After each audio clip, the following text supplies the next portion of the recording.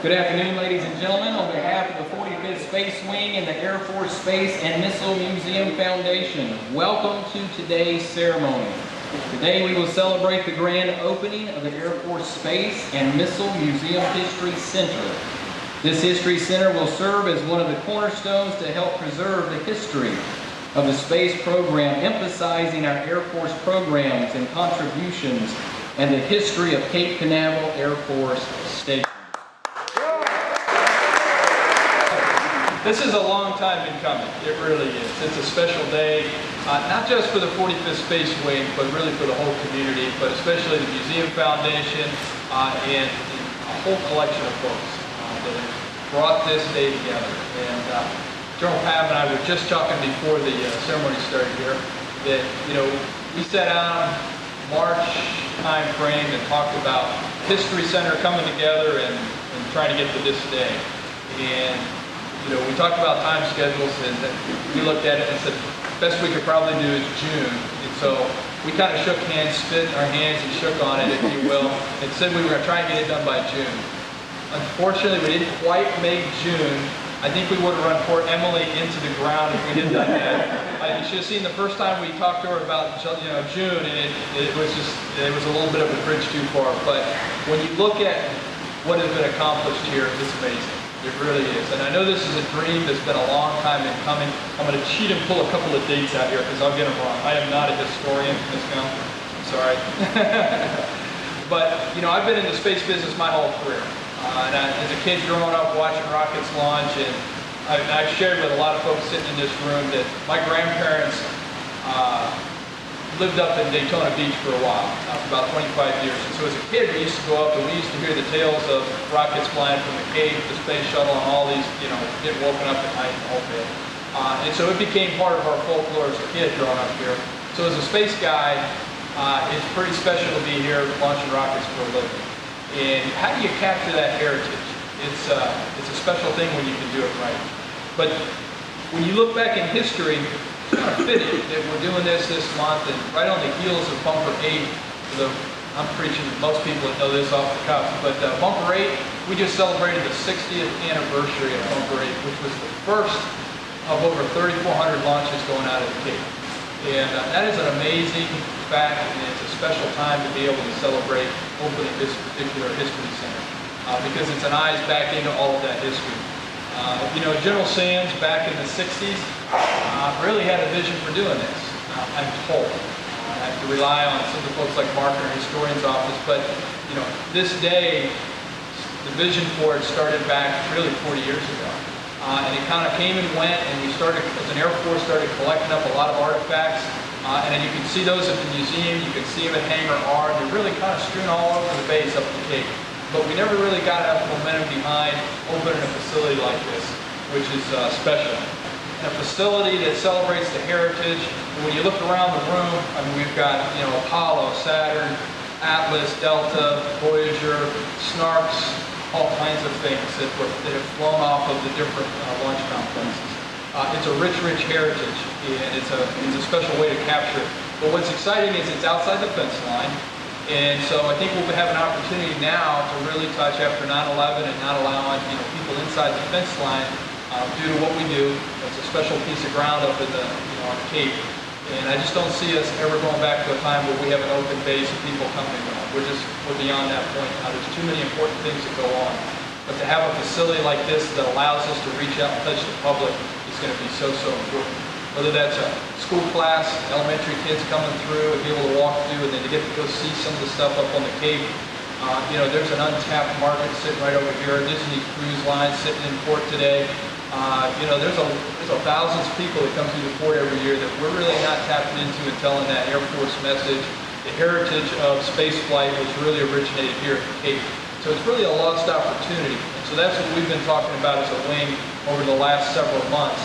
Matter of fact, we just spent 2 glorious hours with lawyers the other night. We were in the office way too late, talking about how we would be able to do maybe tours out of this facility up into the Cape and increase the access up into all of the heraldry and the different assets that are up there. And so there's still a vision.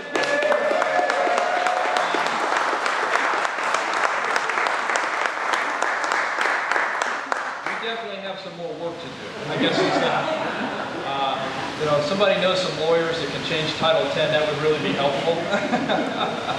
But we've got a lot of creative people, and we're giving a lot of thought, and I think the vision's still there. And I know I'm committed to the vision because it's such a special place. This is really hallowed ground. And there's so many people that don't know about what we do here at the Cape, and it's important that we share that message.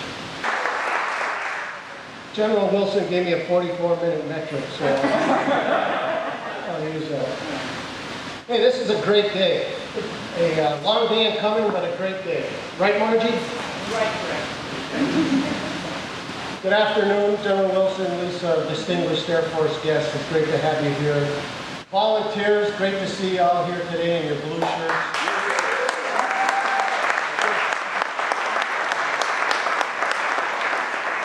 Thank you all for coming out and attending today's events. We've got a great story to tell here at Cape Canaveral, and this History Center is going to help us to tell that story. You can almost pick a day at random.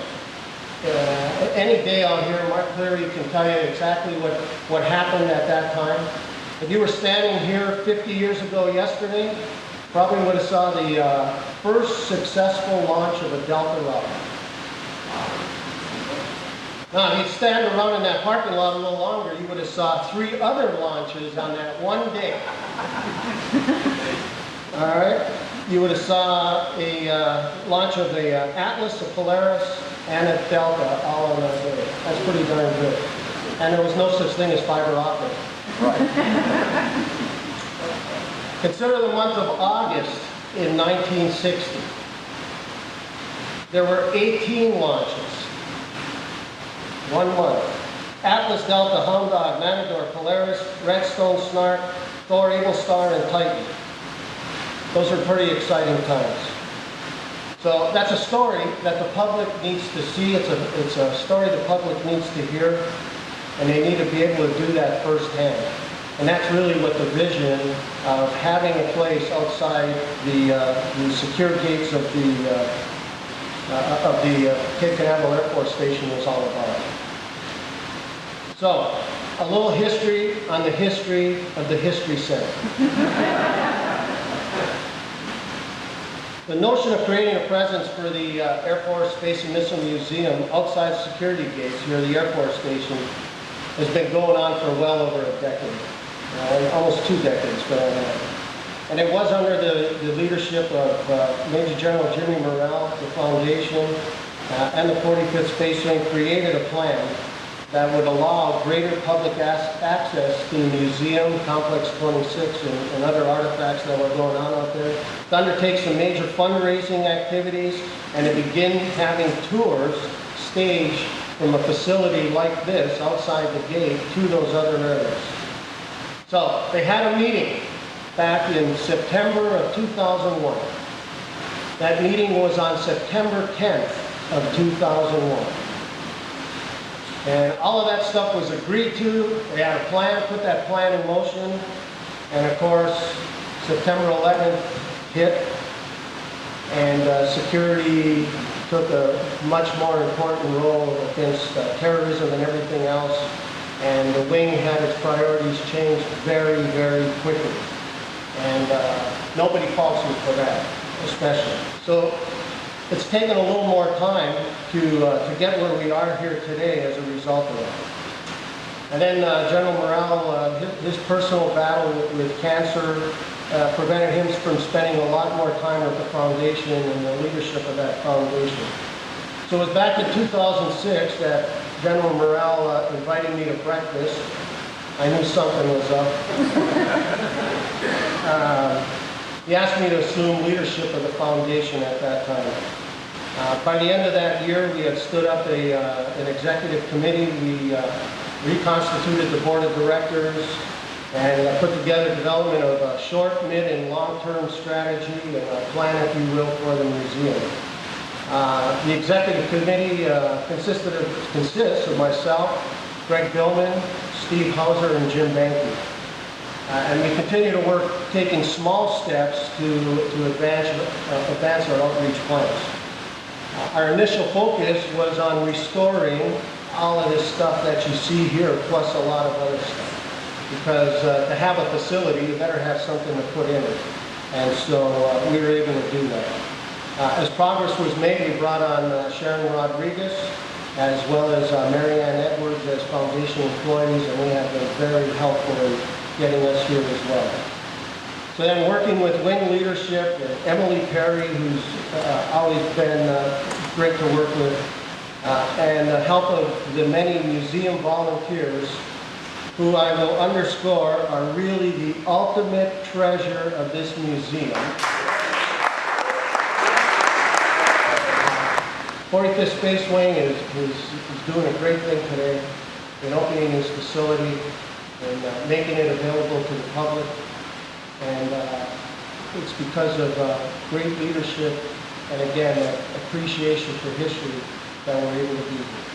So, General Wilson, thank you so very much for your leadership and for making this a reality. I really do appreciate it. Thank you all.